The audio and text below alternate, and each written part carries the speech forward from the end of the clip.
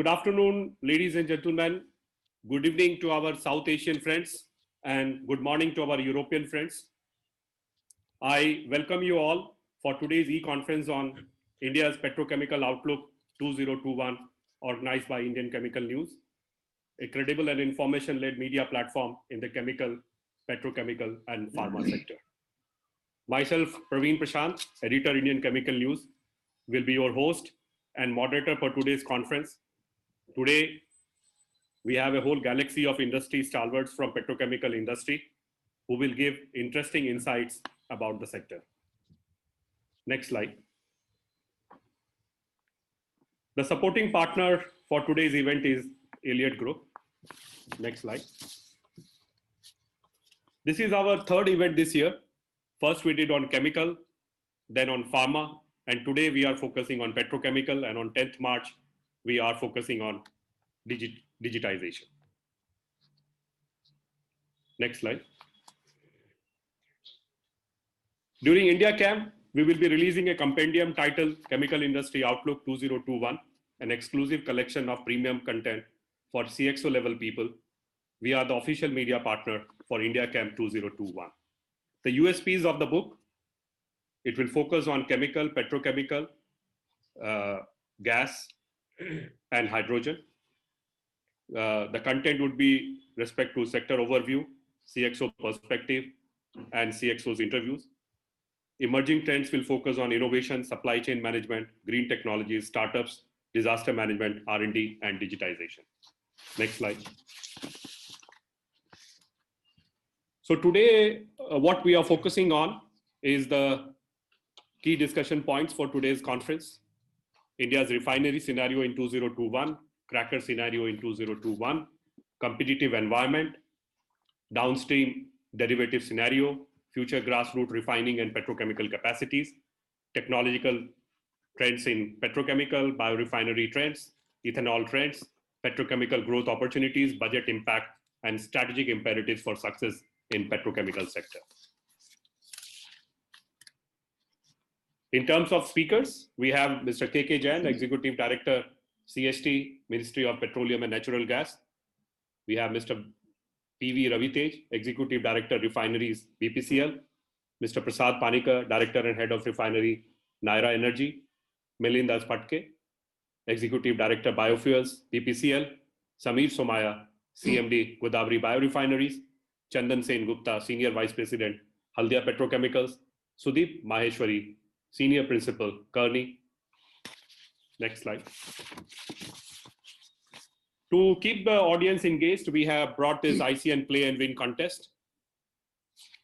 And about the contest, I will be asking questions from the audience during the course of the session. So please be very attentive to all the slides and whatever the people are saying. All the questions will be asked by the moderator of the session, and replies need to be given in the chat window in your Zoom platform. Final winners to be announced at the close of the conference today itself. Terms and conditions: only the person with the correct answer responding first in order of priority shall be declared winner. Organizers and sponsor partner employees are not eligible to participate in the contest. Organizers' decisions to be treated as final in case of any discrepancies, and gift vouchers to be sent electronically to all winners post completion of the session. So let me now open the panel discussion. Before we open the From refineries and power plants to planes, trains, ships, automobiles, and appliances, turbo machinery is a part of everyday life. The common denominator is energy, a key component of global sustainability. Reducing the world's carbon footprint while sustainably meeting ongoing and future energy needs requires more efficient use of traditional power sources, transition to renewable energies, and investment in new technologies. Optimizing turbo machinery performance is vital to sustainable development, and Elliott Group, a leading global turbo machinery manufacturer based in Jeannette, Pennsylvania, is committed to that effort. Turbo machinery is the critical operating machinery at the heart of many industrial processes, and small efficiency improvements can deliver enormous benefits. Elliott tackles this through design innovation, investment in new technologies, and working closely with customers to drive processing efficiencies. Elliott process compressors operate in refineries, petrochemical plants, oil and gas production, and LNG facilities around the globe. Elliott's advancements in aerodynamic, thermodynamic, and rotordynamic design improve compressor efficiency and help reduce emissions in these industrial facilities. Generators powered by Elliott steam turbines deliver reliable, efficient, and cost-effective on-site power to a wide variety of industrial, commercial, and institutional users, both on and off the grid. Combined heat and power, cogeneration, waste-to-energy, waste heat recovery, and geothermal applications provide alternative sources for clean, renewable power. Natural gas is an essential and abundant building block of a low-carbon, clean energy future.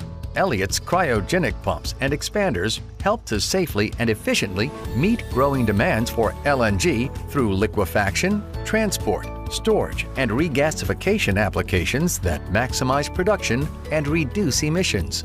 Hydrogen energy storage is a promising technology for global sustainability. It is a clean energy fuel, producing only heat and water as byproducts. Hydrogen can be used in power plants like natural gas or in fuel cells to provide power to vehicles or buildings.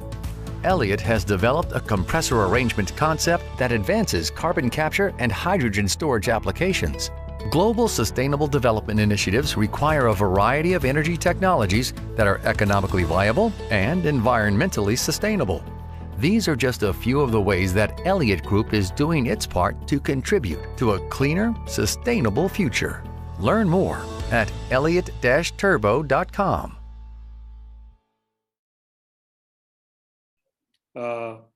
Before we start the panel discussion, let me there would be two tracks of 3 to 4 minutes each by all the speakers, followed by Q&A, which we are planning to keep for 15 minutes. So let me start the panel discussion, and I would request Mr. K.K. Jain, Executive Director, Center for High Technology, Ministry of Petroleum and Natural Gas, a brief about CHT. Center for High Technology was established as a technology cell of the Ministry of Petroleum and Natural Gas to assess futuristic requirements, acquire, develop, and adopt technologies in the field of refinery processes, petroleum products, and work relating to the modernization of technologies. So I would request Mr. K.K. Jain if he can talk about the refining and petrochemical outlook in 2021 and the growth opportunities in this sector. Over to Mr. K.K. Jain. Thanks, Prashant. Thanks for giving me this opportunity to talk in this very interesting panel discussion. And this is the right time we are talking about this outlook of petrochemicals. In fact, the petrochemical outlook cannot be talked in isolation because it has to be talked with the refinery outlook. Reason being that in the past, it used to be the choice for the refiners whether to keep restricted in the field of, say, transportation field or diversify into the petrochemicals. The time has changed, and now it has become a rather compulsion that the refiners have to talk of the petrochemicals, considering two facts. One, the margins in the petrochemicals are better than in the refining side. Second, the demand growth is also going to come in the petrochemical sector. In fact, we can talk the third point also, that on the refining side, there may be a chance, not in the short term, but in long term, that the demand for petrochemical for the petroleum products might come down. So this calls for diversion of the feedstocks toward the petrochemical. Now, if we talk the petrochemicals alone, particularly this 2021, rather we should talk to 21 in conjunction with the 2020, where we passed a very turmoil time. There were a lot of upsets in the demand of few products, particularly the refining side faced the bigger brunt, whereas the petrochemical side, of course, the brunt was less. Rather, it was I will say, it was an opportunity for the petrochemical sector for a better growth. Particularly in the packaging side, we have seen when when we were closed inside our rooms or in office, offices were closed, most of the industries were closed. but the supply chain related to the packaging industry flourished. So there was a good demand. And with the current margins which are there in the refinery sites and the reduction in, say, the duty on the naphtha, which has recently been announced, the margins on the petrochemical side has increased. In fact, in between, we also saw the sudden drop in the natural gas prices also.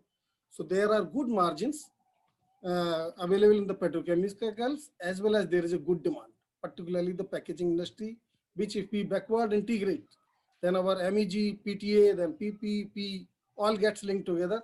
So to me, it looks like the petrochemical is the right time, or the petrochemical industries are enjoying a good margin and good demand.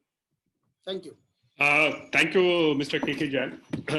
Having heard from the technology side, I thought of getting the marketing side before we then talk to all the refinery heads of different companies.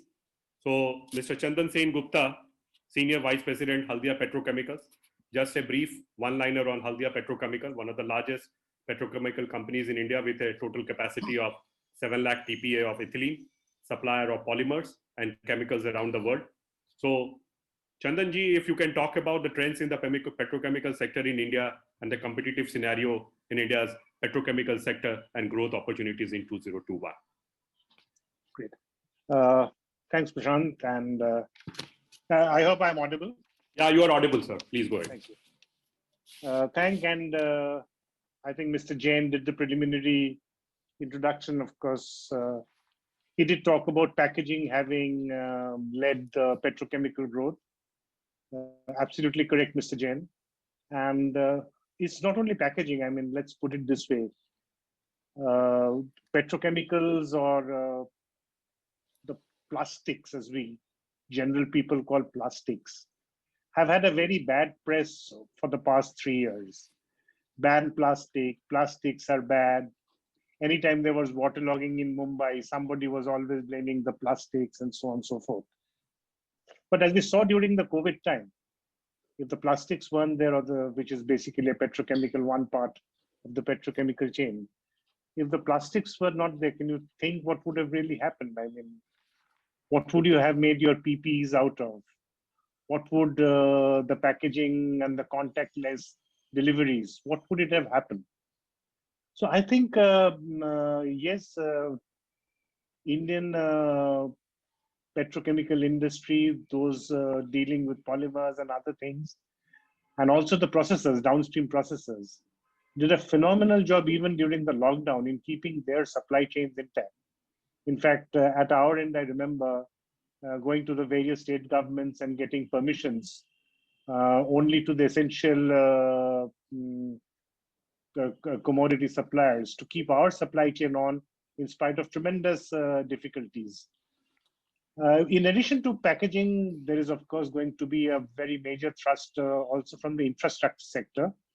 You will have seen the budget in terms of irrigation, water and other things, and the various other infrastructure things for the cement bags and all, in the food grain packaging.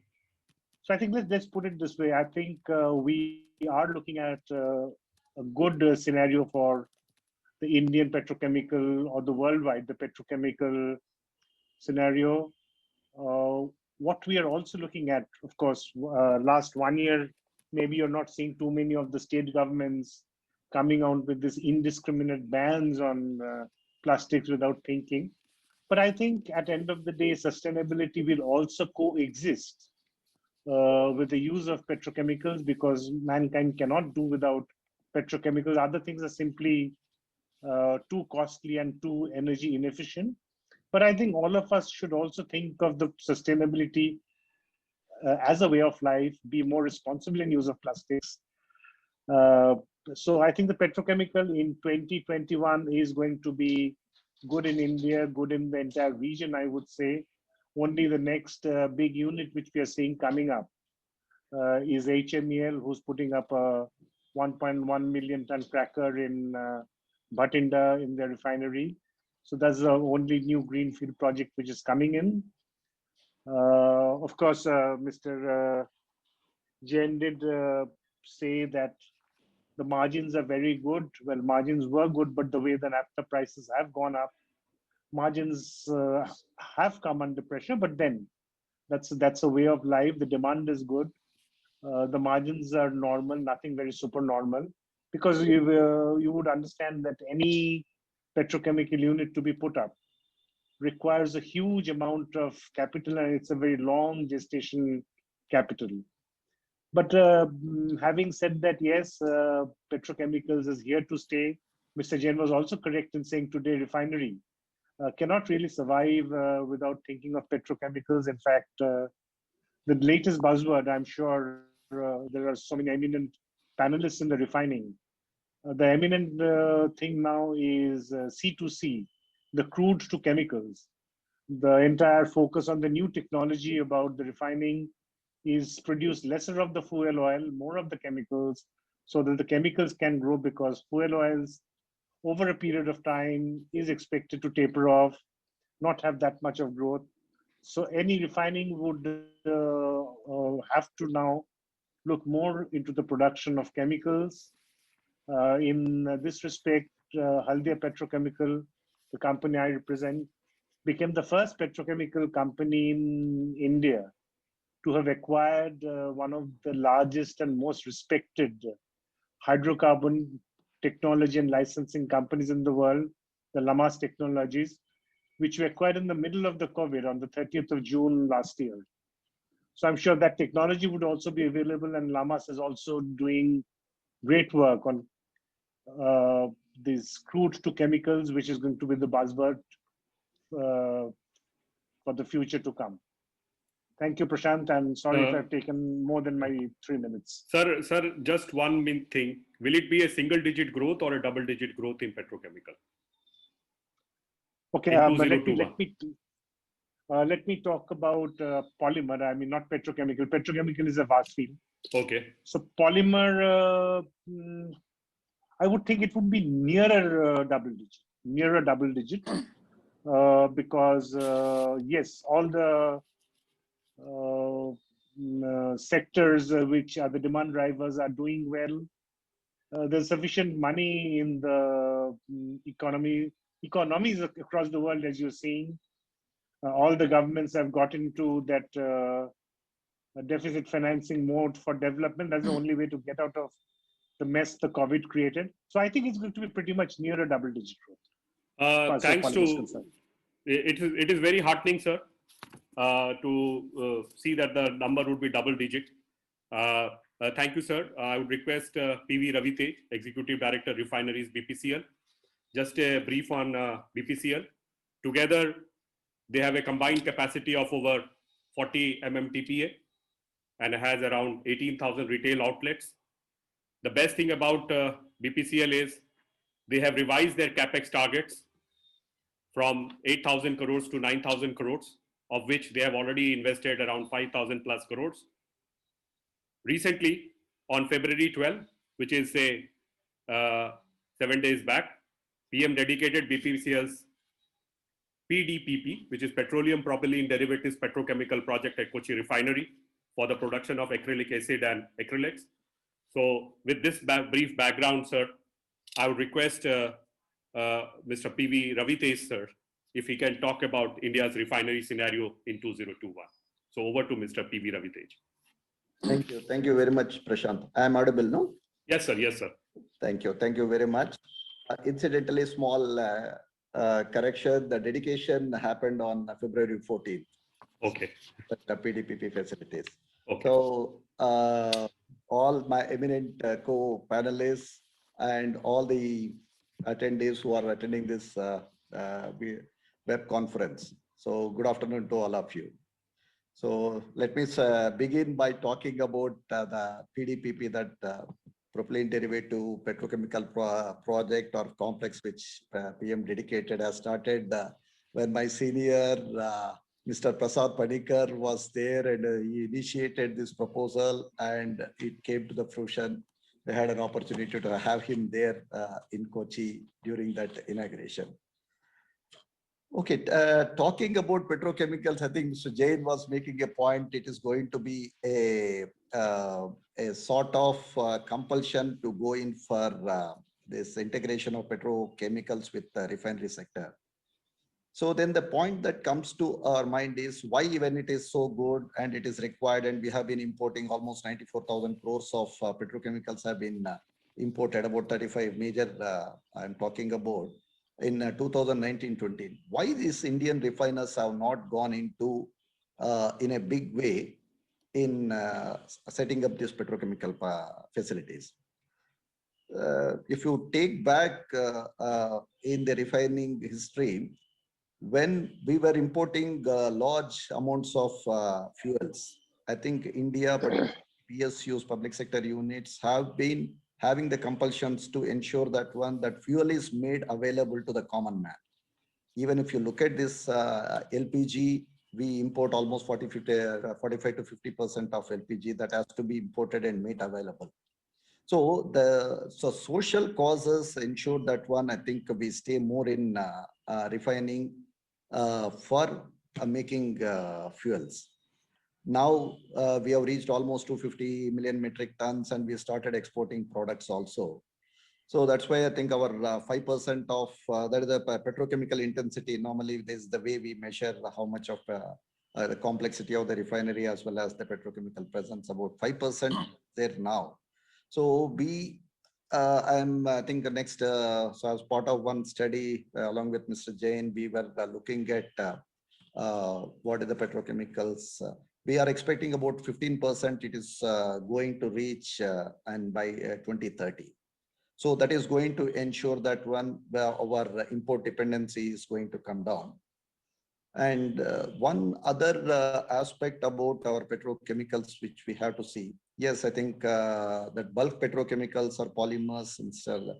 Chandan Sengupta was making a point. Apart from that the way this niche petrochemicals, we BPCL focused at Kochi refinery. For developing these facilities, we require some in-house or R&D facilities are also required to be developed. So we have seen that the facilities are, particularly as our Prime Minister's, Mr. Narendra Modi's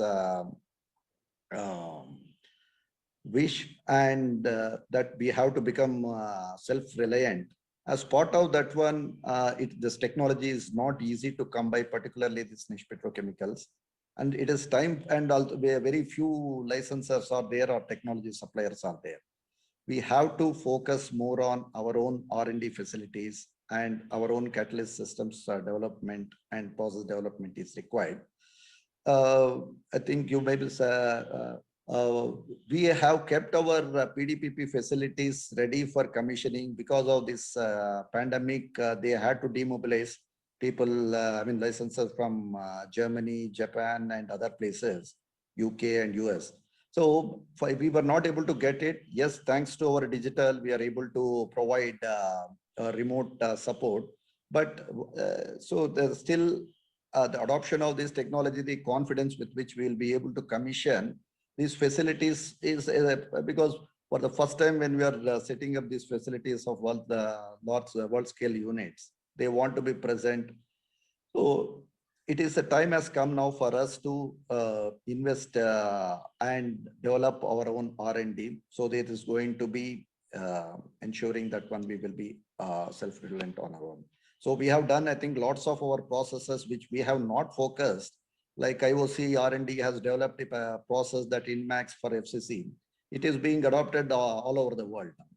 Similarly, this BPCL R&D has developed a catalyst which only ExxonMobil's and Chevron's have been making. So we are having capability. We did not focus on it. I think now the time has come that I think we have to focus. Now the time has come after meeting our fuels requirement, refiners are there to rise to the occasion and ensure that we are into the petrochemical space. So thank you very much. Thank you, Ravitesh, sir.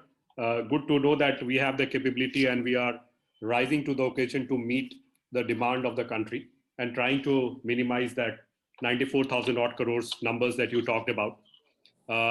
Thank you, sir. Now I would request Mr. Prasad Panikar Director and Head of Refinery, Naira Energy. A brief on Naira Energy is a new age integrated downstream energy company with a strong presence across the hydrocarbon value chain. It has 6,000 retail outlets across the country and is planning 7,000 retail outlets by the end of 2024.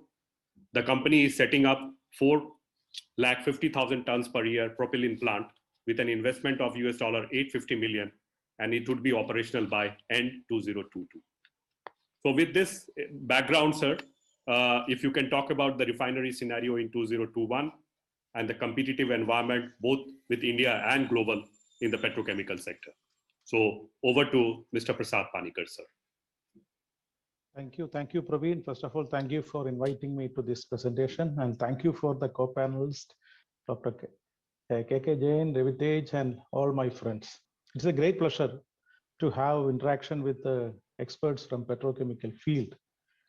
I also would appreciate the Indian Chemical News for organizing such an event, because this is the right time for all of us to go and reflect and look back in petrochemicals.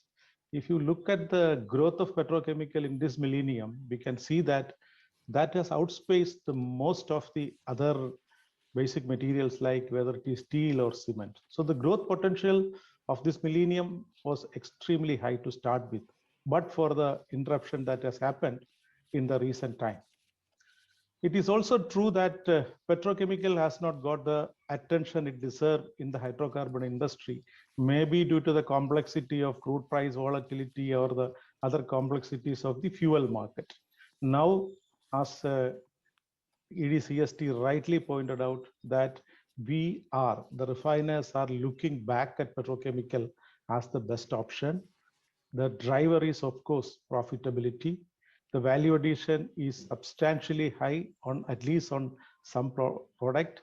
Even basic materials like propylene, ethylene, etc., is fetching almost 3 times the fuel prices. And when it reaches the final end product at the customer hand, some specialty products are getting almost 15 times value addition. So this is the right thing for us to look at it. As Mr. Revitej said, the demand is huge, extremely high, almost 1 lakh crore of import. And also you can almost 50% of that we are also exporting is a good thing that we have to understand. But what are the drivers for additional investment? First of all, Indian refiners has to be extremely careful when we are investing in petrochemical. What are the advantages for us? One, it should be feedstock price advantage. Feedstock price advantage, we have to compare with the US, especially if it is an ethane or ethylene based petrochemical, because that feedstock is damn cheap there. Second, our immediate competitor is obviously the Middle East. There also the feedstock availability is at a very competitive price. So first thing, that on competitiveness, the Indian refiners have to look at the feed price competitiveness. When crude oil price has gone down, say 30, 40 or $50, we had the advantage because the price difference between ethane, US ethane or some of the fuels in Middle East was low. The gap was low. But as the crude oil price increases, we will definitely have some kind of price disadvantages. That is the place we have to tightly integrate the petrochemical with the refineries, get not only the feed advantage, but also the OPEX advantage in energy cost, etc.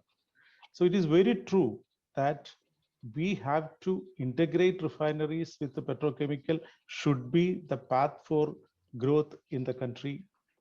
But at the same time, we have to be very conscious about the competition that is emerging.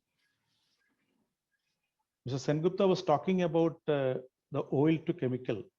Oil to chemical business is yet not found at maturity, but probably that is something which we may have to consider beyond 2030.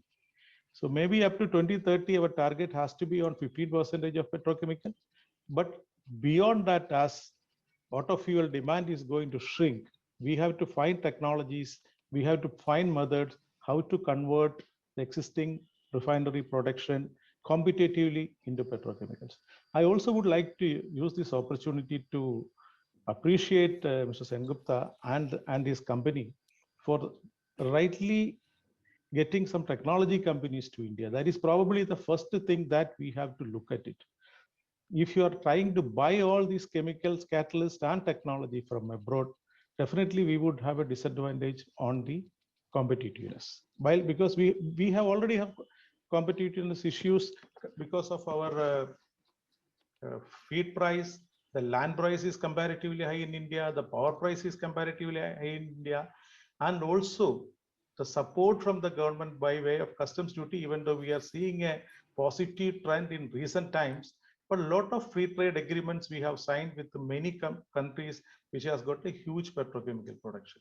So all these factors we have to bring in to understand the competitiveness. It is a case-to-case basis.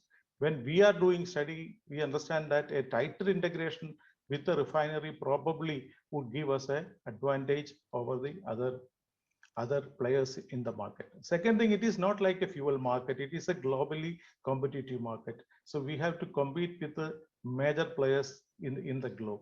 So the competitiveness is going to decide the success of our investment in petrochemicals. Thank you. Thank you, sir. I think you have very rightly put it. You talked about technology, you also talked about OTC, and you also talked about how to bake this movement till 2030, and then OTC takes care of it as we move forward. Thank you, sir. I would now request Milinda Spatke, Executive Director, Biofuels, BPCL. Just a brief about BPCL with respect to, they are setting up 3 2G ethanol biorefineries in the state of Orissa, Madhya Pradesh, and Maharashtra. The biorefineries are expected to produce ethanol of 100 kiloliters per day using lignocellulose biomass as feedstock, which is rice straw, maize stalk using indigenous technology. So we have a presentation from Milinda Spatke, which will clarify all your doubts. So Sushilji, if you can. Do you want me to run the presentation now? I speak and run the presentation later.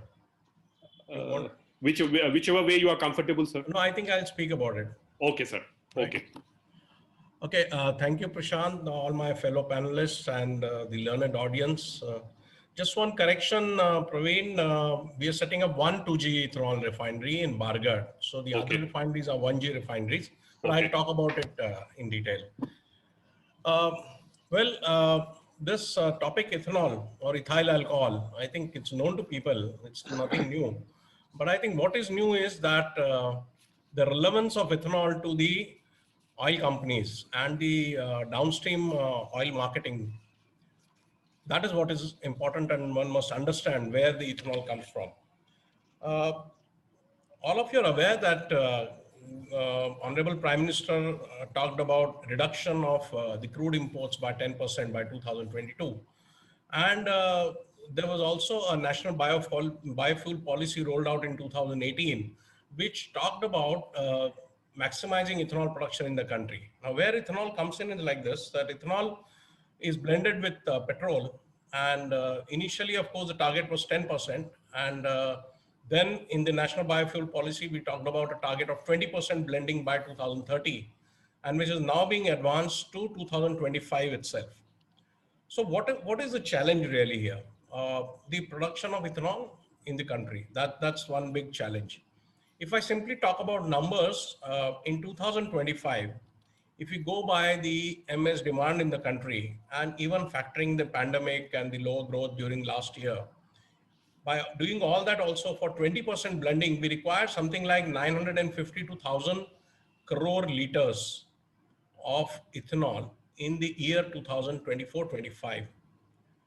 What we are getting from all sources currently in this year is only 325 crore liters. So the gap straight away between now and 2025, that's about 4 years we have, is 600 crore liters. So we get 1/3, we require 2/3 more. That's simple as that. Now, what are the benefits of ethanol? Definitely ethanol, high octane product. It has an oxygen molecule, so definitely it reduces the GHG emissions on a net life cycle basis. There's a huge reduction in the GHG emissions in 2G ethanol, much more than 1G ethanol. Therefore, ethanol, when it's manufactured through a biorefinery route, there is a huge saving in terms of the CO2 emissions. What to talk of the reduction in the import bill, that obviously is there. But I think there are a lot of other advantages. Especially when you talk about 2G ethanol, which is also called cellulosic ethanol, it comes from agri residues. And we are all aware about the stubble burning issues in Punjab and Haryana during the winter season. And if this stubble can be put to a use, then the 2G ethanol can be produced. Of course, the technology is new. There are 5 plants being set up in the country, one each by each oil company. We are setting up in Bargarh, Odisha. It will be operational towards late of 2022. Uh, so these 2G ethanol plants are very high capex, but since the technology is new, I think initial plants would be definitely higher in terms of capex. But I think as the technology matures, as people learn more and more about it, I'm sure that this cost of each 100 KL per day plant would come down below 1,000 crores. Today it is much more than 1,000 crores in some of the plants. In fact, you will be not knowing that NRL is actually going to produce ethanol from bamboo, and that is in northeast, the Maligarh. So there are various technologies being tried out, and we are quite hopeful of producing 2G ethanol through this route and complementing the ethanol production. Now, traditionally, ethanol is being produced through the sugar cane route, through the molasses-based industry. And in fact, we have Mr. Somaya from Godavari who will talk about it. So I am not going to talk about any of that. But what government has really done is that they have fixed remunerative prices for the ethanol manufactured from different sources.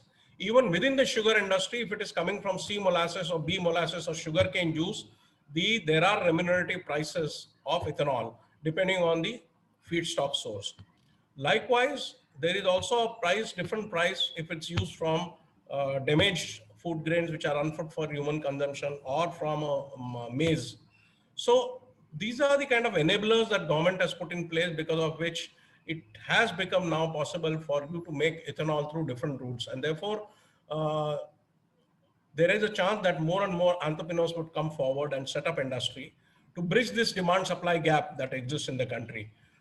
I am told that more than 300, 400 applications have come in the ministry for setting up either new units or expanding the existing distilleries, mainly to take advantage of the interest subvention scheme that the government has rolled out. So fine. So that means 1G ethanol can come through this route. In fact, even oil companies are putting up 1G ethanol plants at various places in the country. One thing that we need to understand today is from a consumption point of view, a downstream point of view. Today, when E10 is being dispensed at the retail outlet, we are either giving E10 or we are giving E0, which means to a customer he is getting either E0 or E10, depending on which state he is and where he is. Maharashtra, UP, Uttarakhand, these are all surplus states, Karnataka, and therefore E10 is being given regularly. But when we go to E20, there will be a time when some vehicles will not be able to take E10. The existing vehicles that you and me have today can take only E10, cannot take E20. For E20, auto industry is thinking of designing their engines because it's a high octane, so they'll take advantage of a high octane and increase the compression ratios, increase the efficiencies, and roll out newer models in 2024-25, which means the challenges will be in the downstream side. We'll have to have E10 in the market, we'll have to have E20 in the market, and then all this will get rolled out subsequently in 2025 onwards. So all in all, quite an exciting period. I think all I can sum it up here is that there is a huge demand supply gap that exists in the country today. And there is a huge opportunity for the entrepreneurs to put up their plants or expand their existing units to take advantage of the ethanol demand in the country, which is definitely going to be there next 5 to 7 years till we really stabilize on E20, which I see sometime around 2030 or maybe early 32 or 33. So that's it from me now, and thank you very much. Milind sir, you talked about demand and supply. When do you will see that evening out and both demand and supply to be at par? Any timeline, sir? See, it's like this. Today, that's why I mentioned about 10 and 20, because if I look at certain vehicles only taking E10 and certain vehicles requiring E20, both can exist simultaneously. So even though I require 950 crore liters in 2025, even with 600, 700 crore liters, I'll be able to satisfy the demand. Only when newer and newer models keep coming, the demand for E20 will start going up and the real challenge will come. So we have next 3 to 4 years, definitely, by which time we can put up this facility. Today, this year, our percentage is going to be 8.6% in the country, which means if I take into account the surplus states and deficit states all put together, so out of my total demand of petrol, 8.6 will be, next year we are aiming at 10%. So as more and more plants come up on stream, this percentage will go up to 11%, 12%, 13% like that. I feel when we reach about 14 to 15%, we would have satisfied the entire demand of the country, which I think will happen by 2025. Thank you, sir. Thank you. So we have with us Samir Somaya, CMD Godavari Biorefineries. Having heard from Mr. Patke, sir, about the demand, just a brief on Godavari Biorefineries. They have expanded its ethanol capacity from 200 KLPD to 400 KLPD and is now targeting a further expansion. The company is also exploring the option of making bio-CNG. So, Samir, sir, if you can talk about the impact of biorefineries on climate change and with the huge, demand and supply being on a lower side, how do you see making up to that? So over to Mr. Samir Somaya. Thank you very much for giving me this opportunity. Can you hear me? Yes, sir. Yeah, please go ahead. Thank you. I think many of the speakers before me have spoken about the movement from fuel to chemicals, and Mr. Milind Patke spoke about the potential for biofuels. I think if you look at the revolution that has happened in the US over the last 7 to 10 years, where shale gas has completely altered the energy dependence of the US such that it is now exporter of energy rather than an earlier importer. I think similarly, our government is trying to create a system in which we are more self-reliant in our energy consumption. We face, according to me, three challenges. Internationally, climate change, energy security for ourselves as a country, and thirdly, the ability, because we have millions of farmers, how do we make sure that they get a reasonable and a good price for what they produce? And I think in that regard, we have an abundance of sun, soil, and water. And in that sense, we can be a great place for renewable energies. I think the world is transforming into circular economies, and this is one such transformation. Mr. Milind Patke spoke about the fact that we have 3.5 and that are currently going to be supplied by primarily the sugar industry for the fuel blending to reach about an 8.5% blend. Today, with the current policies, the government is encouraging sugar mills, and I'll come to later other feedstocks, to produce more from the surplus sugar we produce. So India currently produces about 5 to 6 million tons of surplus sugar.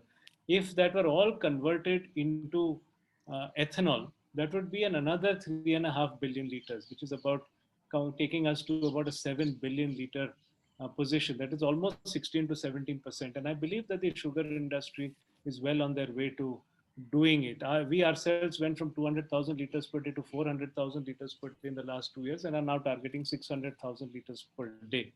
I think, as mentioned again by my predecessor, sugar, molasses, juice, syrup are not the only sources of 1G ethanol.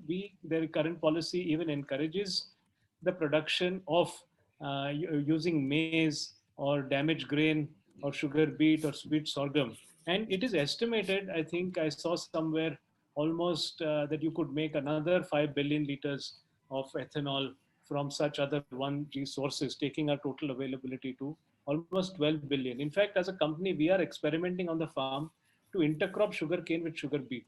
The moment you intercrop sugarcane with sugar beet, the farmer gets twin incomes, and you get a larger supply of feedstock for sugar to run your distillery even longer. I think there is also the possibility of 2G ethanol. Mr. Patke correctly mentioned that this is a new field, and it will take time to mature. I personally think that India has enormous quantities of biomass residue which is currently burned in a good way or a bad way, and it should be converted better to useful product.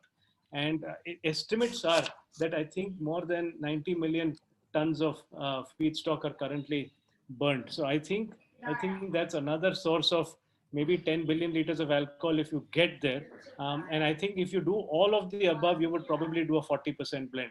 So I think we need to look at dramatic possibilities of how we meet our transportation fuel needs through this. Um, this is only one source of energy for transportation.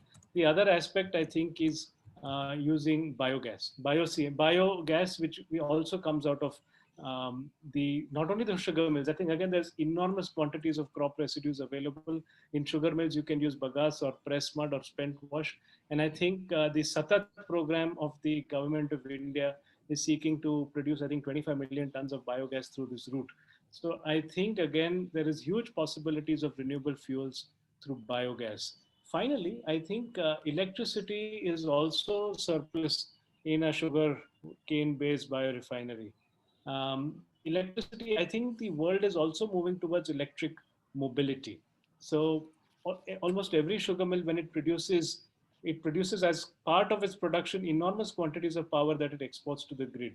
As the country transforms or the world transfers towards electric or EV vehicles, this electricity can also substantially substitute the fuels that we consume for mobility. You can assume that there are localized distribution networks of power, and those power electricity can feed into EV vehicles.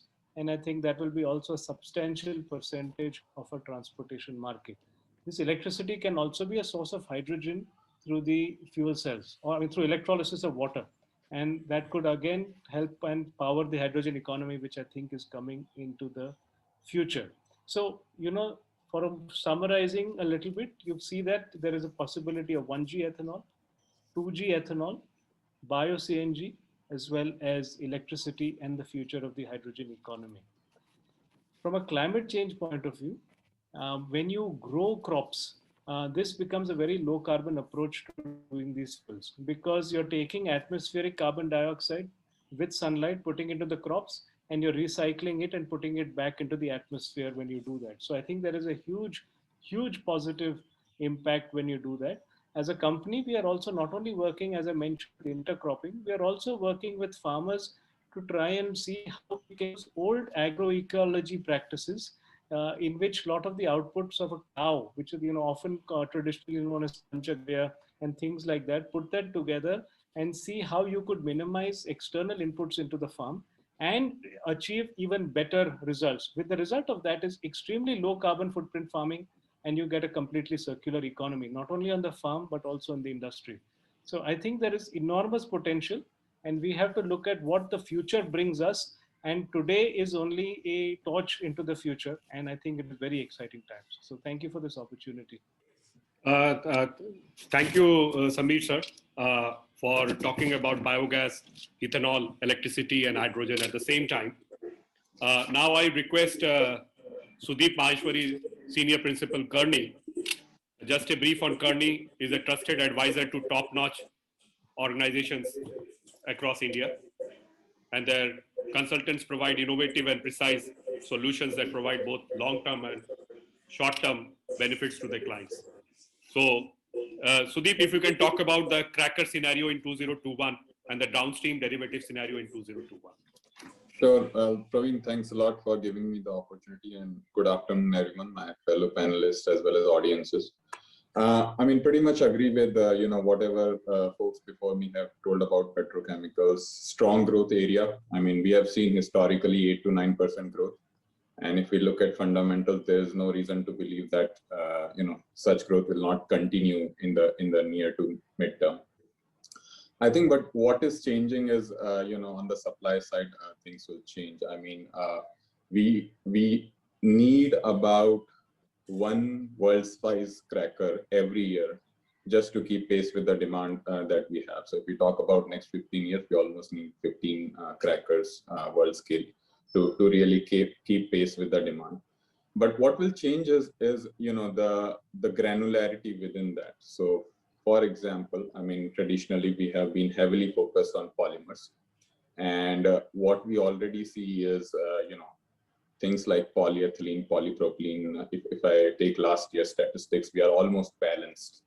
So the nature of demand will change in the sense that some of these derivatives may be balanced or may be oversupplied, while some remain deficit. If you talk about C4 chain, if you talk about certain derivatives in C3 chain beyond propylene, we're still very deficit. So it's very important, as we plan expansions, as we plan new projects, what are the derivatives we are focusing on? Even within polyethylene and polypropylene, for example, there are grades where we are already in excess, and there are grades where we may be in deficit. So it's very important to look and granularly understand, am I going to replicate what others have been doing and go for the bulk, or there are these white spaces also where I can divert part of my portfolio? So that I think will be very important from a future portfolio considerations. The second thing I think is that the competition is increasing. I mean, if I talk about 5 to 10 years ago, less than 5 indigenous players. Now, pretty much all refineries are getting or planning to get into petrochemicals. We have started seeing foreign players finally committing to partnership. We have seen BASF, Borealis trying to do with Adani. We also have been, the Ratnagiri project with Indian PSUs, Aramco. So there is a lot more interest and commitment than it was 5 years ago, but the competition is increasing. And globally also, given these markets are globally connected, you'll have to kind of take a look at how the global scenario is shaping, because it will impact the domestic scenario. So polyethylene, for example, in our view, we expect to remain long in next 3 to 5 years. So again, given the competition, I think, the marketing or the go-to market and the channel, all those become a lot more important. It will be a bit of a push market getting into from a traditional pull market. What that means is how you set up your channel, how you set up your go-to market, everything that becomes important. You will have to differentiate between pure commodities, which is no frills, get it out, low cost distribution, versus some of the other petrochemicals where there's opportunity to add more value, do more development together with the customer. So almost different set of distribution techniques or go-to markets is what one will have to kind of think about as they go forward. The third thing I would say is we have been especially in oil and gas sector, we have been operating and developing everything on our own. I think the future lies in the partnerships and M&A. I think it can definitely increase the pace at which we develop the indigenous petrochemical sectors in some of the derivatives where we may be short. So again, that requires a bit of different organizational thinking, and being amenable to such partnerships. I think that will be another very, very important thing as we go forward. So overall, I mean, we definitely see a very, very robust growth for petrochemicals in India. I mean, we have been growing healthily, and we will continue to do so given the low capital consumption. But some of those things around competition, how you approach the market, what products portfolio you produce, I think those need to be looked into a lot more detail going forward. Thanks, Sudeep. You talked about PP, which is push marketing and partnership. So these are the two important highlights which needs to be undertaken by petrochemical companies as they move forward. So before we come to the next round, I would start with the ICN play and win contest. And the first question, I would request everybody to, all the delegates to type their answers in the Q&A window. And the first question is, what is Elliott's tagline? I repeat, what is Elliott's tagline? So please type your answers in the Q&A section of the chat window, in the Q&A section.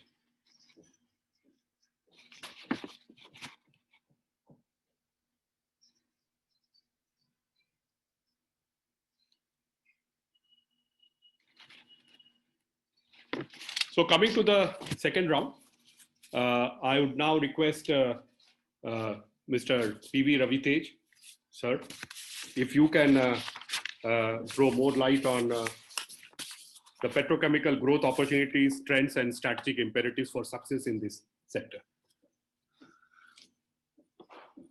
I think we did start by saying that what is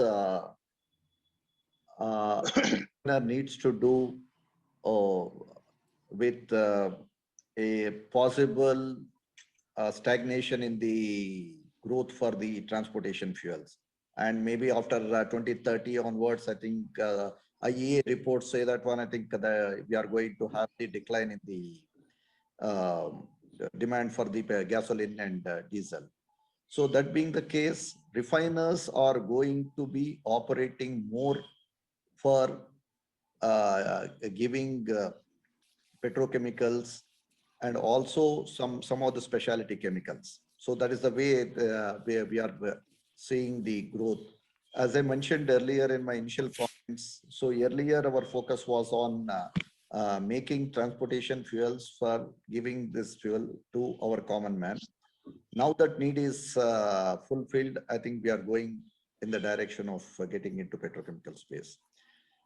Yes, I think more than even the bulk petrochemicals, even Sudeep was making a point. Yes, we need to be looking at niche petrochemicals. That is whereas some of us have started getting into that space. That's where we would be focusing on. And the future is definitely going to be petrochemicals. I am seeing that one for the current 5% of petrochemical intensity. It is up to 2030, about 15% we should be looking at. Crude to chemicals, as Mr. Prasad Panikar was also making a point. Yes, I think we should look at it, but that perhaps is after 10, 15 years down the line, we will be looking at 50% of crude getting converted to. We can do everything, but I think at what cost we will be requiring to do. So that's why whatever is the easier ways we will be doing, I think that's how it is going to be. Thank you, sir. Just a small information. We had around 750 registrations today, and 360 odd people, or 370 odd people. Presently, we see around 344 people who are there participating live and listening to this particular e-conference.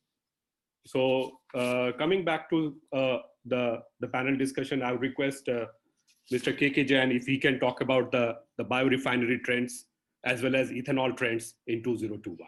So over to Mr. K.K. Jain. The biorefinery trend, what Mr. Milind has talked about, he's the authority on that. Of course, we are also facilitating the 2G ethanol refineries, the 12 projects. 12 biorefineries are supposed to come under PM-JEEVAN Yojana, which was announced in 2019. And under which scheme, already the 4 commercial refineries are under implementation, one by BPC, one by HPCL, one by IOCL, and one by NRL, which is the unique one on the bamboo based. There are, so another 8 refineries are yet to come. And what we found that because of the viability, economic viabilities, PSUs are giving more priority on the CBG rather than on the 2G ethanol project. So now what we are doing is to widen the scheme of PM-JEEVAN Yojana, where we can include the other feedstocks also. So make it feedstock agnostic as well as make the product agnostic also. Means you need not to make the ethanol only. You can convert to any kind of say transportation fuel. And if you do so, even the BGF fund is available for 2G ethanol that we are widening to other transport fuel also. So with this, even some of the distilleries which have been talked here on, and even some of the same other plants, particularly now steel plants, those are coming up. the off gas which comes out from the steel plant, they can also convert that off gas into ethanol through the biological route.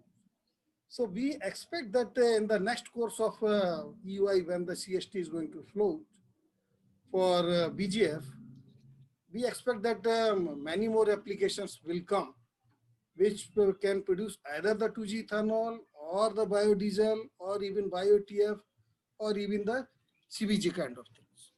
So it's not important that we make the 2G ethanol alone from this agri waste or the industrial waste.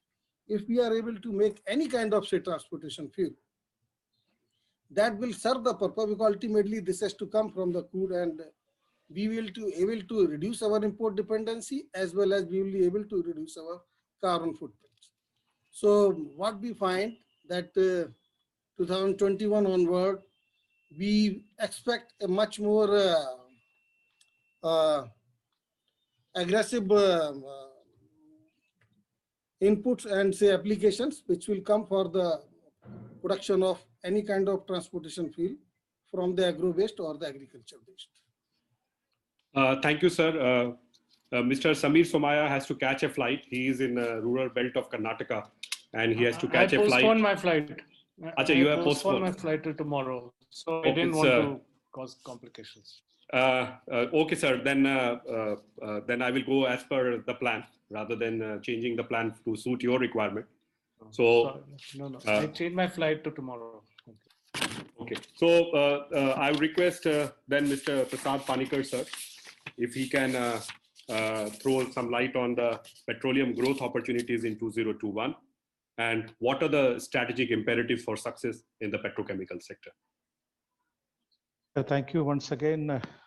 As our previous panelist has already said, I believe petrochemical has got many drivers of growth in the coming years.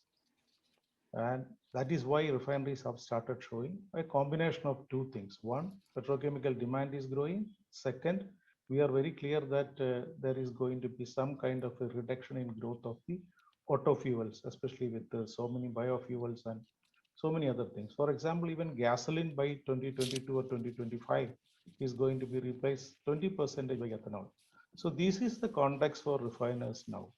The only option is to find out alternate methods of value addition.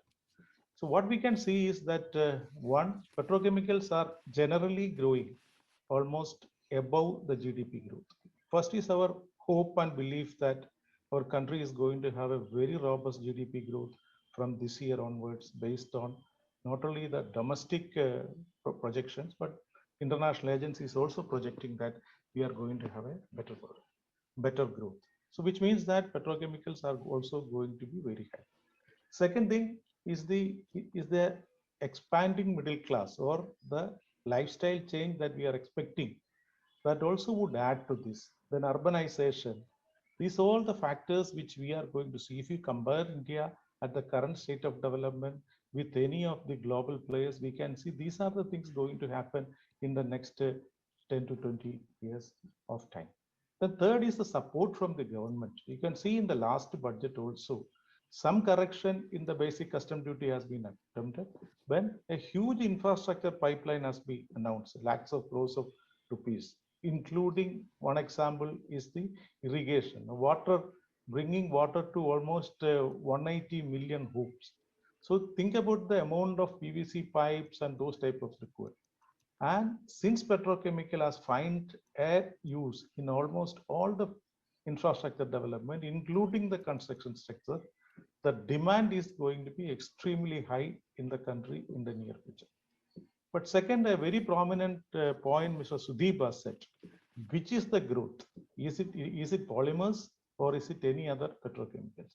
That is the visibility I think our industry has to bring to the market. Now, where is the growth? Where we have to invest? Which is a niche petrochemical we have to invest in? This is a debate happened in many years in India. So some refineries have gone niche petrochemical, some continued to be with the bulk petrochemicals. But where this demand growth is going to happen in the next 10 or 20 years. And the third point is is about the climate change and the consequences. We like it or not, climate change is going to impact all the industries. Petrochemical is also going to have a major attention from the climate change angle. For example, almost estimates are that almost 10 million ton of plastic is finally ending up in ocean. And even though we are not one of the largest CO2 emitters, petrochemical industry is almost 1.5 billion ton of carbon dioxide is emitted by the industry. So on all these angles, this industry would also be looked at on the climate change angle. So recycling or reuse, recycle, etc. are going to be of extreme importance. The government of India also decided that we would ban single-use plastic by 2022. Obviously, there is a setback because of the COVID and related things. But once COVID is over, which we are expecting at least by this year end, then all these issues of petrochemical, how it is impacting the earth would come back. So all these factors we have to factor in at the time of deciding on the type of product, the location of the investment, and also on the competitiveness.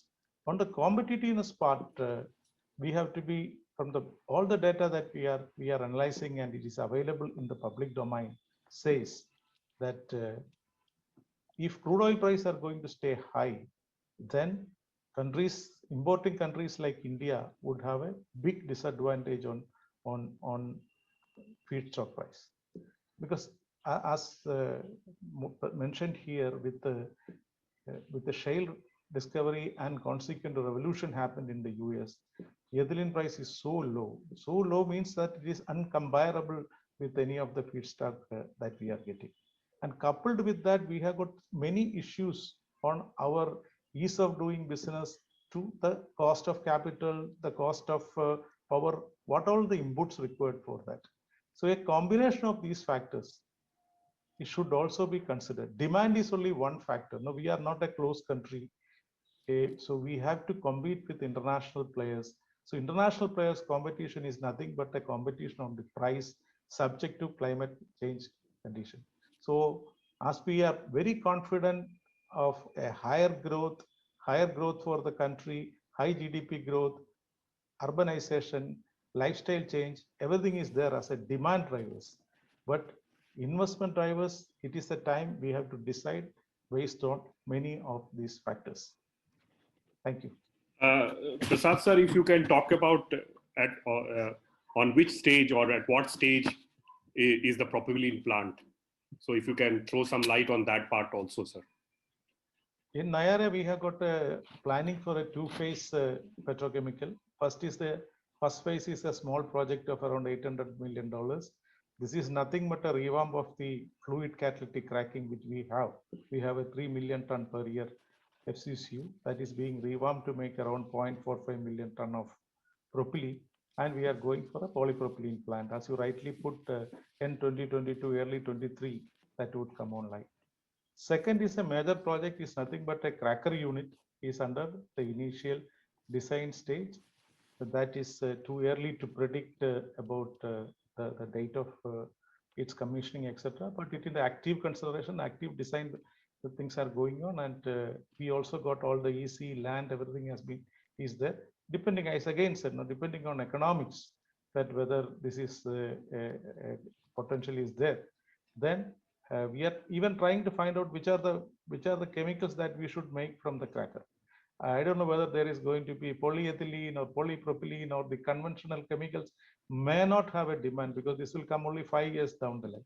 So what type of growth we have to find out, that identify the product, all these things are under study, and hopefully we would be making huge investment in this part. Thank you. Thank you, sir.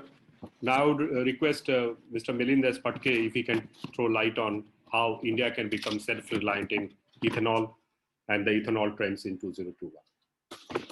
So, Mr. Patke.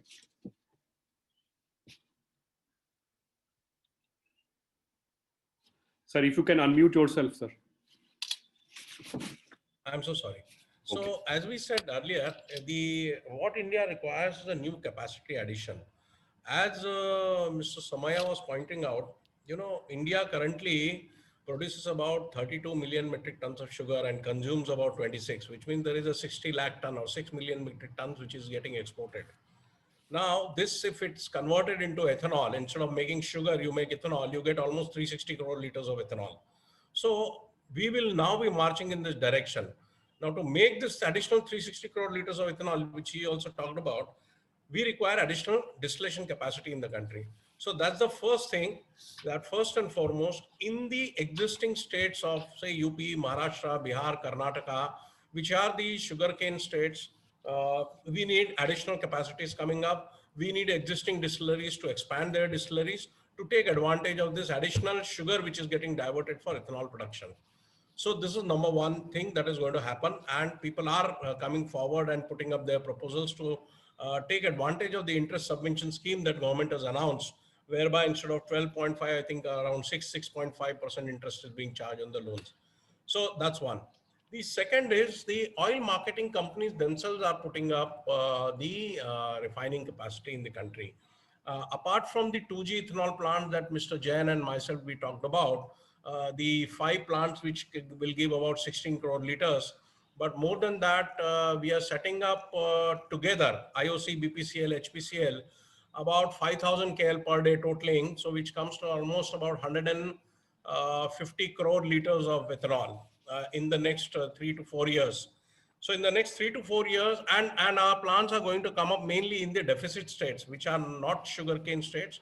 So I'm talking about states like Chhattisgarh, Telangana, Andhra Pradesh, Odisha. These are the states where it will be mainly produced from rice and maize.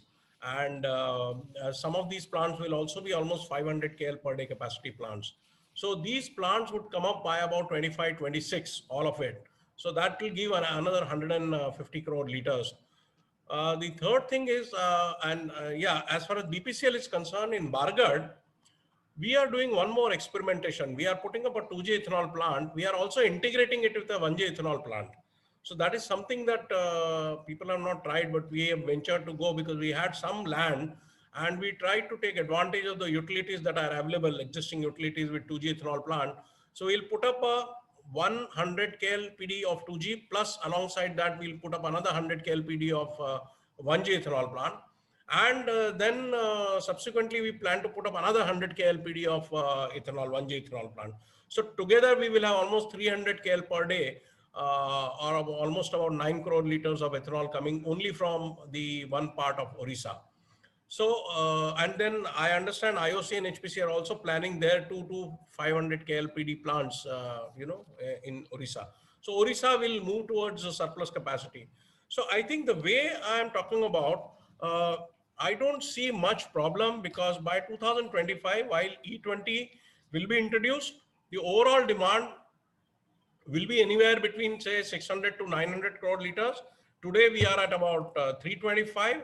With the kind of capacity addition that are going to happen in private sector and OMCs, I think we'll be quite comfortable reaching in 2025 the levels that are required. So that's how we are looking at it. Thank you, sir, for giving a beautiful statistics on the biofuel side and how things will, what we can say. I also want to add one more thing here. Let's not forget that from 2025 onwards, there will be an ingress of electric vehicle and CNG vehicles, which means the kind of petrol growth that I am talking about now, probably that will also slightly reduce. So to that extent, ethanol demand will not go up substantially. It will remain within whatever targets that we are talking about. Yeah. Thank you, sir. Now I would request Samir Somaya if he can talk about the energy trends from renewable sources. So over to Mr. Samir Somaya. No, I think I mentioned that a little bit in my earlier talk. I would like to supplement a little bit of what Mr. Billing said. Just like he thinks that there can be a 2G integrated with 1G, we think also the reverse, that 1G can be integrated with 2G. Because we have a lot of bagasse on our sites, which is you don't need to do any additional transportation or collection of biomass, which remains an enormous challenge in making this successful. You already have fermentation, distillation, and as well as crushing. So all you need to do is actually conversion of that saccharification, which is the treatment of the bagasse into the what is suitable for fermentation. So I really think that many people, what I will call doubting Thomases, will say that, it is so expensive, which it is. But any technology, I think, even if you look at the first shale extraction in the US, the person who did it was not considered to be, or out of his mind, actually, he was considered. And today it has transformed the entire economy there. So I do think that there is enormous quantities of biomass residue available in India, whether it is used for converting it into ethanol or it is used to converting it into bio CNG. I think a substantial portion of our transportation needs will get substituted. I mentioned a little earlier, I don't know if you know that the fact that all sugar mills in renewable senses, when they do their crushing, they generate about 30 kilowatt hours of power while they crush the cane. And if you look at India's 320 million ton of cane crush, that is an enormous quantity of power that gets exported to the grid. It can substitute many billion kilometers of travel. I've recently purchased an electric vehicle. It is giving me 7 kilometers a liter, a kilowatt hour. So I think if you look at the mathematics behind it, electricity exported to the grid from a typical sugar industry will substitute enormous quantities. So you have to look at actually the energy security of a country agnostic to where it comes from, whether it is ethanol, bio CNG, electricity, or in the future hydrogen. What I didn't speak in my earlier portion is we as a company also think of all these feedstocks, whether it be bagasse or ethanol, as feedstocks for chemicals and specialty chemicals. Nature has, of course, taken a long time to make the cellulose, hemicellulose, lignin, or the sugars in the ethanol. On the one hand, we will meet the energy security just like a petroleum refinery will make the fuels. At the other hand, you also want to make the transition to chemicals. So we also believe that these products, for example, if it is lignin, hemicellulose, they can all be valorized for the future. And any good economic enterprise will have to find balance between putting their products into large markets where demand is growing, and also into niche markets so that they balance their economics. So this is the way I look at what the future brings. And again, I repeat that we also have to look at our overall carbon footprint, even and water footprint when it comes to farming. What is our carbon footprint? What is our water footprint? How can we minimize it so our footprint is very light on this planet, so we give a much nicer and healthier planet to the generations that come after us? Thank you, Samir. Now I take the second ICN Play and Win contest. I request all the delegates to please type their questions in the chat window. Where is the second question is where is Iliad's group headquarter located? The second question is where is Iliad's group headquarter located? So we have another two speakers, and if all our speakers permit, I might extend it by 15 minutes so that we can take the Q&A. So if all of our esteemed speakers can agree, I will definitely go ahead with the Q&A part. So I now request the other two speakers, which is Chandan Sen Gupta ji, if he can throw light on the India's cracker scenario in 2021, and then follow it up with Sudeep. So over to Mr. Chandan Sen Gupta. Thank you. It's been last hour and a half. Listening to all the speakers, it seems that petrochemical is the thing to go to. I don't really want to talk about crackers. There's not really much to talk about crackers. It took 1 hour, 4 minutes of this conference for Mr. Panikkar to say something of real relevance, which is about the government support. Let's be honest. India can have all the petrochemical demand it wants. It can be surplus. We can keep on talking about so many lakhs and thousands of crores are being imported. But believe me, we do need a whole lot of relevant governmental support. Otherwise, nothing of this is going to happen. As of today, the duty differential between the finished products as well as the feedstock is too little compared internationally for anyone to put up a project a high capital intensive project, which has got a gestation of 10 years or so. Number two, let's also be honest, PCPIRs have not worked out the way it was supposed to have worked out. It needs a complete rethink. And I think not only the big ticket investors who are going to invest in petrochemical, but even the downstream, the people who are going to use those molecules, they have to be given support. Number three is India can never become China in the short term. In certain products, the scales are as of now 1:10, 1:20. So India also needs anyone who invests in India into petrochemical, they also need some sort of governmental support for exports. Unfortunately, Indian exporters have got nothing going in their favor. I mean, you talk of IGST confusion, you talk of indiscriminate FDAs, you look at the India-Singapore FTA. I mean, what have the Indians gained out of that? Nothing.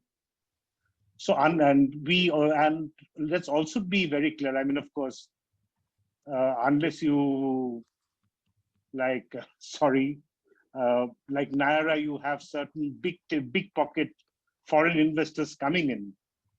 Indian investors do not have that much of equity capital today to really put in the amount of money the Indian petrochemical industry really requires. So there has to be some sort of a mezzanine equity or some sort of scheme, which the government has to figure out. At the end of the day, petrochemical is the biggest employment enabler amongst all the sectors. And let's not forget, I mean, whichever government it is, unemployment is a big thing in India. And petrochemicals is something which can, across its value chain, really create employment. And if that employment has to be created, it cannot happen through private entrepreneurs. I mean, and with due respect, today the state-owned refiners, they look about petrochemical as something like a byproduct which gives a little bit of additional money. No offense meant, but petrochemical is not their main focus of business. So somebody's got to think seriously about petrochemical as a sector. The government has to come forward. It has to be joined this thing. And only then, otherwise we go away from these sort of lovely webinars feeling very good and nothing's going to happen. I'm sorry having digressed, but I thought, and thank you, Mr. Panikkar, again. You did take 1 hour, 4 minutes, but at least somebody did mention about the lack of government support. Nothing is going to happen if the government does not actively support infrastructure, everything. We don't even have an infrastructure. We don't have ports. So we need a whole lot of things, and also compliment to BPCL for at least with their extra propylene. They just didn't rush and make a polypropylene plant. For having thought differently, I think a lot of compliments should also go to BPCL. Thank you so much, and sorry for digressing. Thank you, sir, for your candid views. Sudeep, you have listened to everybody, and so how do you sum it up and also talk about the strategic imperatives for success for petrochemical? You mentioned few of them, so your mantras to be successful. Yeah, let me start with the government bit. I mean, PCPIR, and every conference I have attended in last 5 years, PCPIR is the hot topic. We talk about how they were supposed to be the greatest thing, what they haven't delivered. You know, I mean, and we've talked to a lot of industry folks. In fact, what we realized is more than the incentives, the tax duties and everything, first thing that needs to happen in PCPIRs and related things is the feedstock sharing needs to happen, which hasn't happened for a variety of reasons, not right or wrong. If you look at any cluster, be it Rotterdam, be it Jurong, be it in China, the first premise is that the ethylene and the propylenes or some of the other building blocks get shared. So I think that's where, you know, I'll not talk about government. I mean, there are enough, you know, folks here talk about government, but even as an industry, there is a bit of I was harping on that M&A and partnership mindset. I think that can help lessen burden on some of the things with Mr. Singh Gupta talked about. We went out on behalf of a client to look for international partnerships, and believe it or not, everyone wants to enter in India, but India is a black box for everyone. People fear the ease of operation. People fear the consistency in partnership. I think there is a need that if we can demonstrate as an individual and as an industry that we are ready to embrace something like that, there is a lot of excitement. Because I mean, believe it or not, I mean, there is not really many avenues left for global players to grow. I mean, Western world is saturating, less than 3% growth. Everyone wants to come in India, but everyone is offensive, and that's where there might be an opportunity. It works well for for the indigenous players as well, because you reduce your capital risk. You may get technology access, which will take a lot of time to develop on your own. So there are some of these things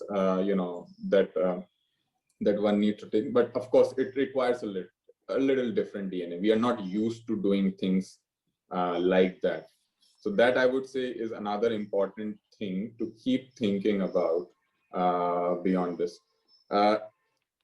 Digital, I don't think we have really embraced to the level where we could. I think we have now starting to kind of jump onto it, and there's enormous potential, not just on the efficiency side, plant operations. It's very well, a lot of people are already doing a lot of proof of concepts and those kind of things, but also on the front end side. I talked about go to market. We have such a fragmented base of people, high credit dependency, and that's why we have these DCA channels and everything, where the value add is primarily to get to the reach and to facilitate the credit. With digital, with all these NBFCs and a lot of things that have developed, it's time to relook at that entire structure. It's too complex. I think there may be efficiencies out there even in your front end using digital in addition to the back end and the operation. So again, I mean, government will do at the pace that it will do, and there are enough industry bodies that are already active and doing their bit. But even as an individual, as an industry, these 2-3 imperatives, I think they can help improve the competitiveness, if not completely best away. Thanks, Sudeep. Now let me open the floor for Q&A, and I see multiple of them. The first question is from Mr. Rajiv Tiwari, who is asking how would BPCL reposition itself post this investment later this year, and what would be the impact on the business as a whole post its control moving into the control of a private arm? So Mr. PV Ravitej or Mr. Fatke, if you would like to take this. Mr. Ravitej, sir. Okay. As far as the disinvestment is concerned, this is being disinvested by the government of India, and DIPAM is the arm which is doing. As of now, whatever, who are the players and what is it happening, it is whatever is coming in the media or even from the government of India officials, whatever is being said only is known to us in BPCL. Now, a generic answer which I would like to say, whoever is coming is good for BPCL, whether the owner, whether it's government of India or any new owner. If it is good for now, and it has to be good in future. So that is the only, maybe it may sound a very generic answer, but it is the way it is. So this, I normally maintain this, people keep talking about it, whether you want to have a solution of BOO basis, you want to set up a facility, or you want to do it yourself. So in either case, unless something is good, so either of the parties will not be doing this one. So, so that said, the investments have to be sound. I think they have to pass the test of whatever is there, whether they are robust investments or not, in what scenario they are going to be proving successful.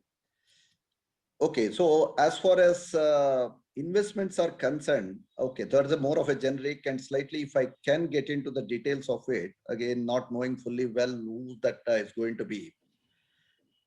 If a player who's having petrochemicals with himself, and large presence, and he's looking only for marketing in Indian context. That investments in petrochemicals would have been looked at in a different way. So whatever information we have, it is doesn't seem to be the players who are likely to be. They are more for investments. They are looking, not having their own technology or processes. So that saying that one, whether it is public sector or I mean government of India company or any new company, the decisions, and as long as they are robust, I think they are going to continue. Thank you, sir. There is a question from Mr. Parvez Mehto. Are there any current practices followed to utilize the plastic waste? So, is there any factory in India which is talking about plastic waste and converting it? So, who would like to take? I'll take that. Okay, Mr. Chandan Sen Gupta. Two parts to the question. Reduce or utilize plastic waste. Yes, there is a major attempt by all the major users of plastic, especially the containers and all, and the FMCGs to reduce the plastic waste. A number of multinational companies have taken their internal targets by 2025 to reduce it by 10% by using reusable, reduce the weight, and so on and so forth. Number two, are there any current practices followed to utilize plastic waste? Yes. Plastics are all can be reconverted back. There are a whole lot of usage you can make. Again, the plastic, you can articles, you can use it with the road, the various other things. The problem lies actually is not the plastic waste. The problem lies with the waste management, and India's pathetic waste management. And I think, I don't know, among the panelists, how many of us have got the habit of after eating something, just throwing it in the road and walking away casually and then blaming the plastics? I think if you ask us, a number of us are. Number two, the government, especially the MOEF, Ministry of Environment and Forests, have been fairly active over the last 2 years. One is the Waste Management Act is now coming into play.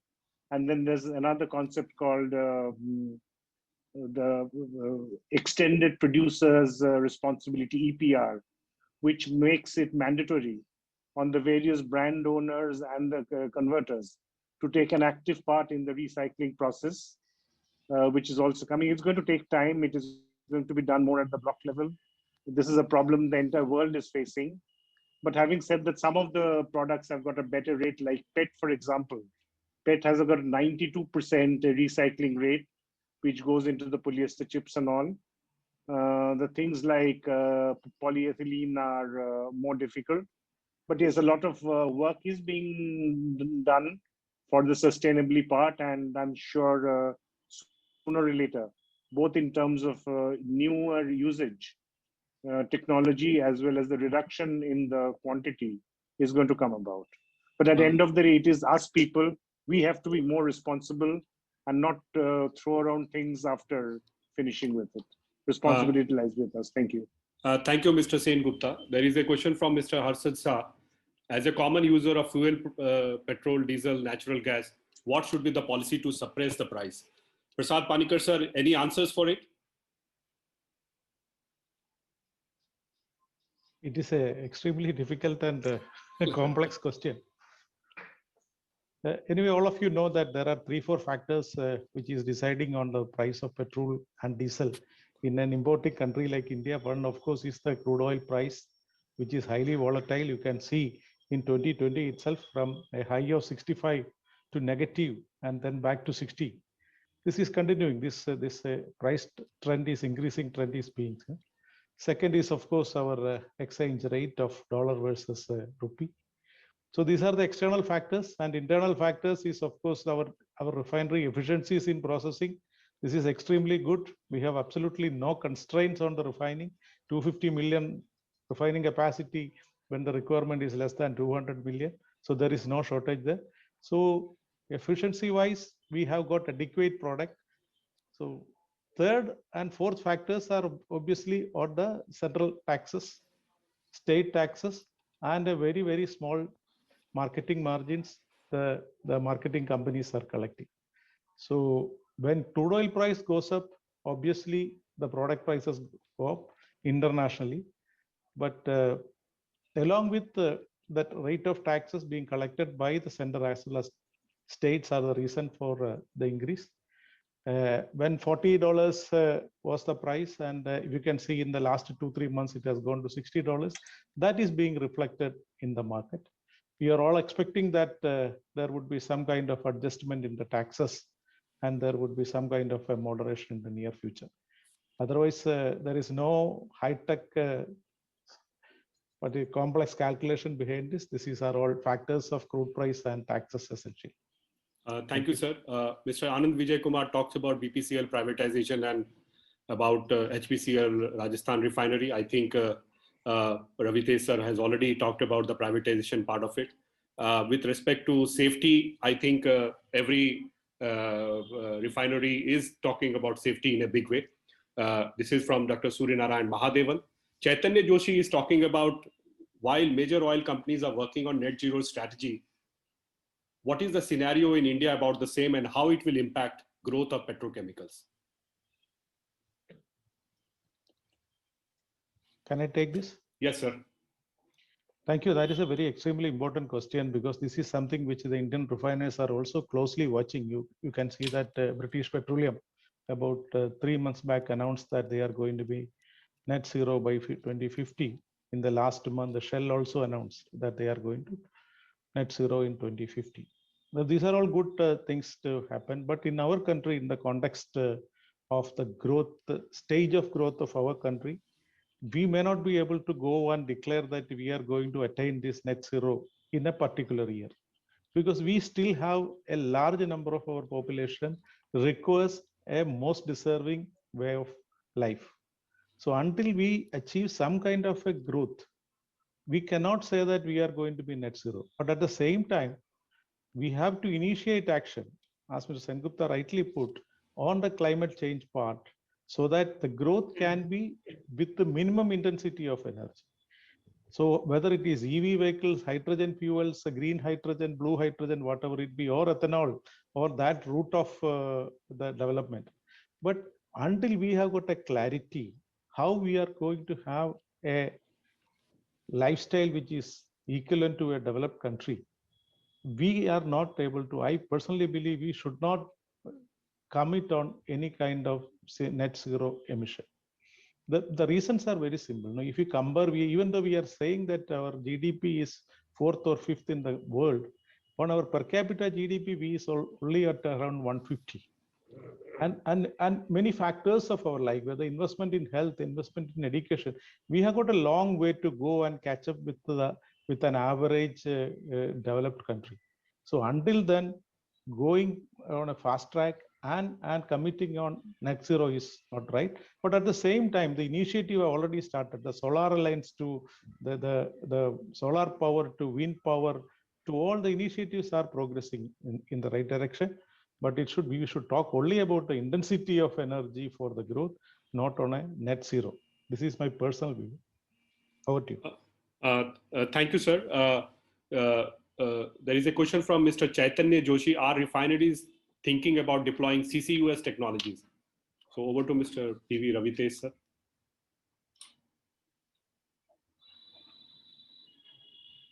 If you can, sir, unmute yourself.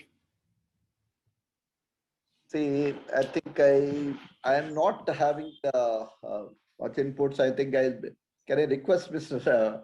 Prasad Padikar or Milind Patke to see carbon capture. I don't think we are going in a big way. If anything else you want to add. No, carbon capture. Thank you, Ravitesh. Carbon capture is only for the hydrogen unit. No, that, it has been mentioned here that hydrogen technology is going to be a reality maybe soon maybe in a decade or so. So that is the time when refiners has got a big potential. Now we are already in the hydrogen business for many years, and the cumulative production of hydrogen in India is huge quantity. So we know the technology, we have the feedstock, but the problem is with the hydrogen generated from the conventional way and using it through fuel cell will not ultimately benefit the earth. So that is why this carbon capture and utilization are being talked about. Some of the major licensors of refineries have already joined with the CCU technology suppliers. So there is some initiative are happening. So definitely, I think it may be, even though it is, as Ravitesh rightly put, even though those type of investment are yet to start, but refining technology agencies are thinking in those direction, because everybody is expecting that sooner or later we have to pay a tax on carbon. So when by that time we all should be ready for that. So, and it is easy to implement in refinery. The hydrogen generation, if we can implement in refinery, it is in a very confined space, and probably is one investment of CCU we can do with the minimum cost. That is the thinking. There are other high carbon dioxide emissions in the refinery almost widespread from the furnaces and the power generations and all, may not be easily we can capture and use it or suppress it. That is why the area where we are looking at now. Thank you, sir. Sachin Patel is talking about and this question is to Sudeep Maheshwari. You spoke about Vasp Borealis, Adani project, Ratnagiri project. These will be a reality since talks on the same are going for quite a long time. Sudeep? Yeah, I mean, no, I mean, I think again, BPCL folks are better kind of positioned to answer that question. From little I know, I mean, we have seen ups and downs. I mean, Ratnagiri, for example, has been caught in the land thing. But if you follow the latest news, the folks who did not wanted the refinery in their region, now there are two regions trying to compete to have the refinery there. Again, I mean, very difficult for me to predict at this point, but definitely a region's economic development changes by quite a bit if you have the refinery. From whatever I understand, at least globally, there is a lot of interest for people to participate in India. So those are the positives. Of course, the ease of doing business and the government support, which Mr. Sen Gupta and Mr. Panika talked about, they need to fall in place for these things to go forward. Thanks, Sudeep. Salesh Bade talks about, can somebody talk about upcoming refinery, petrochemical, ethylene cracker projects in India? So who would like to take this? What's the question, please? Upcoming refinery, petrochemical projects in India. Well, I'm not talking about refinery, but the petrochemical, of course, there's the HMEL, which is slated to be coming end of the year, and after that is the Barmer project. These are the two which are on the thing. Thank you, sir. There is an anonymous attendee who is asking a very pertinent question. Are there any PSUs also working on a dedicated division for EV fluids, considering that EV sector is growing rapidly? So, Mr. Ravitesh, sir, or Mr. Milind Fatke, sir.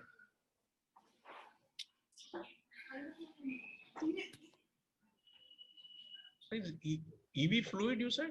Yeah. What is EV fluid? Electric vehicle? No. What is EV Perhaps fluid? EVs only. He's talking about, I think, EV rather than, so we will have to. So EVs will come. EVs will be there. In fact, I have answered a couple of questions there that on electric vehicle, ethanol and petrol. See, what we believe in the company is that petrol and electric vehicle will all be there side by side for many years. It's not going to change. Secondly, EV has its own challenges, and therefore the kind of battery technology that we have in the country, the kind of lithium availability that is there in the world as such. So all these are going to be the factors which will decide ultimately what kind of EV penetration will be there. But as far as we are concerned, oil companies believe that petrol is going to remain for quite some time now, and EV will also exist alongside. Anusha Bhatt talks about, will ethanol production from bio-based feedstock and fuel, couple food and fuel, which might result in another set of challenges, just like corn produced in USA was moving into fuel production, then food, and resulted in lack of food. No, it's a good question. Food versus fuel debate has been there for quite some time. But let's understand today that for last many years, and I think Mr. Somar Samaya know it better, will be able to add, we have been having surplus sugar in this country. And the sugar, in any case, after generating sugar gives C molasses from where ethanol is being made. What we are only trying to do, since there is surplus sugar, we are diverting it to ethanol. It does not mean that we are sacrificing sugar requirement at any point in time. The second thing, as far as the rice is concerned, maize is concerned, uh, one thing is, I do not know how many people know, but maize requires the least amount of water. Rice requires next, and sugarcane requires maximum water. In our country today, there is a thinking that probably we need to move away from cultivation of sugarcane to and rice to maize production. And if that happens, then corn, whatever is being produced, will definitely go into ethanol because we don't have so much demand for corn in our country. And US has shown the way where US is primarily into corn to ethanol route, they are making. So as far as India is concerned, we are only taking this decision because currently sugar and rice both are surplus in the country for many years now. Yeah. Sir, there is one more Yeah, question Mr. to Somaya, you may like to add. Yeah, I just wanted to add that you also have to take the context of India versus the US corn debate. In India, we should remember that you have 50 million farmers which are dependent on sugarcane cultivation. So if you do not take advantage of this sugar cane surplus, we can't see it as a liability. We have to keep seeing it as an asset towards the energy security of the country. And by doing so, you are doing three things. You are getting yourself low carbon fuel. Secondly, you are helping take care of the sugarcane surplus, which when it meets the energy security, you're also making sure that you can pay the farmers that fair and remunerative price of cane. If you don't do it, that weight of that surplus sugar would weigh too heavily on the economy and hurt the economy, especially for the farmers. And our farmer sector is very different from the US farm sector. I think on the lighter vein, sugar will damage human being after some time, but ethanol will only benefit the vehicle. I think the show will go on because there are many questions which needs answer, which we were not able to answer because of the paucity of time.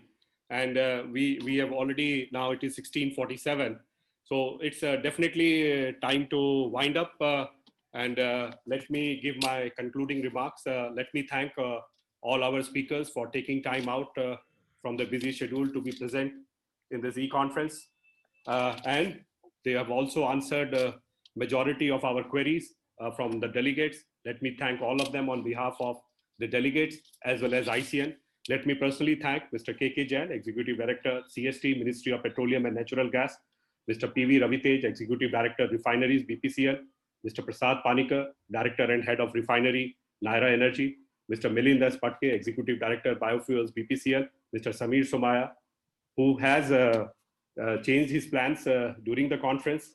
So I'm really thankful to him for taking time, giving us extra time to Samir Somaya, CMD, Godavari Biorefineries, Mr. Chandan Sen Gupta. He was also supposed to leave early, but because of the XNL panel discussion going on, he stayed back. Many thanks, sir, for staying back for answering the queries of our delegates. So Mr. Chandan Sen Gupta, Senior Vice President, Haldia Petrochemicals, Mr. Sudeep Maheshwari, as usual, trying to give his analyst tips so that we can be far better as we move forward. He's a Senior Principal Partner, Kearney. Let me, before I thank my delegates, let me announce the winners. Due to paucity of time, we were able to ask only 2 questions. So the winners are, for the first question, the winner is Dipanjan Banerjee, Deputy Manager, HPCL Mittal Energy Limited, Kolkata.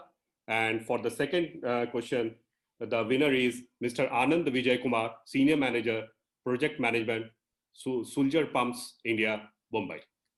So I would now thank, before I thank my delegates, I would request all delegates to please rank about this e-conference in the chat window, 1 for being the lowest and 5 being the highest. I see around 225 participants still there. So I request them, if you can rank about this on e-conference 1 being the lowest and 5 being the highest, so that we can definitely work on this as we move forward. So let me thank all delegates who registered, and for your number, sir, we had around 750 registrations, and I believe we would have touched 400 in total, the people who participated in this conference. So that means there is a lot of what we can say knowledge to be shared in the petrochemical industry. And I think we all require to help each other to answer all their queries. And I would soon come back to you with another set of e-conference on petrochemical, because there is a lot of ignorance which needs to be demystified by experts like you, and your help and support is definitely required, sir. So let me thank all the delegates who participated in this event, gave their feedback. Let me thank Team ICL who stitched this event and also made it a success in terms of getting all the speakers and the delegates. Would request all delegates to register for the next set of events, which is on digital lessons from 2020, preparing for the new normal on 10th of March 2021. Let me once again thank my all speakers from the bottom of my heart, and special thanks to all who stayed there and educated us and informed us of what's happening in this petrochemical sector. Thanking you all once again. This is Praveen Prashant signing off, to meet again on 10th of March at 2:55 p.m. Indian Standard Time. Thank you. Namaste. Thank you. Thank you. Thank you.